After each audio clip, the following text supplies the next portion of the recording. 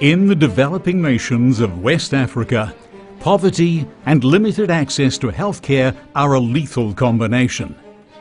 The harsh consequences are suffering, despair, and even death. With only one doctor for every 20,000 people, people with severe medical conditions do not receive the care they desperately need. Untreated tumours grow to staggering sizes. Even benign tumours can become a death sentence. Dense cataracts rob their victims of sight. Birth defects, such as cleft lip, are easily treated in developed countries. But in West Africa, such defects remain untreated. The situation is further complicated by a superstitious culture. Abnormalities and deformities are believed to be the result of a curse. Mothers and fathers abandon their own babies. Villagers reject their neighbours. And those who suffer physical diseases are burdened with devastating, heartbreaking isolation. But hope is not lost. Mercy is on its way, in the form of a big white hospital ship carrying a precious cargo, dedicated volunteers from over 30 countries. Since 1978, Mercy Ships, an international charity, has been offering first world medical care to poverty-stricken nations. By using a ship as its hospital platform, Mercy Ships can bring state-of-the-art equipment such as CAT scans and blood labs to countries that rarely have this type of equipment available.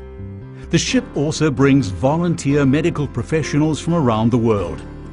Each member of the volunteer crew, from the captain to the cooks, the deckhands to the medical teams, work together to support the 6 operating theatres, as well as eye clinics and dental clinics. Currently, Mercy Ships is focusing its service in West Africa.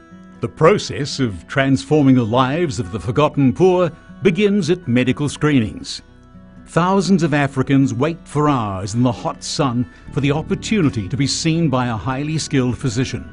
Once it is determined Mercy Ships can indeed help a patient, he or she is given a date to report to the ship for surgery. For many, this moment represents a dream come true.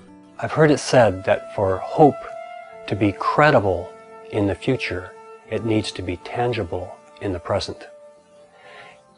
For hope to be believable in the future, it needs to be tangible, it needs to be felt in the present. And I think what happens when people have surgeries on board the ship, hope becomes tangible. They're better. And they go back to their village, and the village sees that they're better. And something happened that really worked. And that gives people a reason to hope in the future, really hope, because they've seen it in the present. While life-changing surgeries take place on the ship, both medical and non-medical teams provide land-based services. For example, eye clinics provide eye exams and treatment, as well as distributing eyeglasses. The Mercy Ships dental team sees hundreds of patients every day at an off-ship dental clinic, and dental hygienists visit primary schools to teach kids the importance of healthy teeth and to distribute toothbrushes.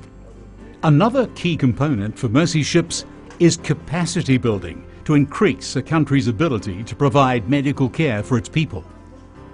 Local surgeons, ophthalmologists and dentists are trained by skilled Mercy Ship staff. These doctors can then continue to offer hope and healing to their own communities, long after the ship has sailed to another country. Yes, West Africa is home to the poorest of the poor. The level of desperation is unimaginable, and hope is a rare and precious commodity.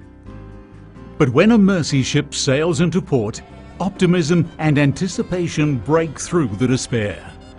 Following the 2,000-year-old model of Jesus, Mercy Ships is love in action, so that the lame can walk, the blind can see, and the sick can be healed. Although we cannot change the whole world, we can change the whole world for an individual, and the next person, and then the next person, and then the next person.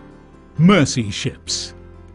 Transforming lives, bringing hope and healing.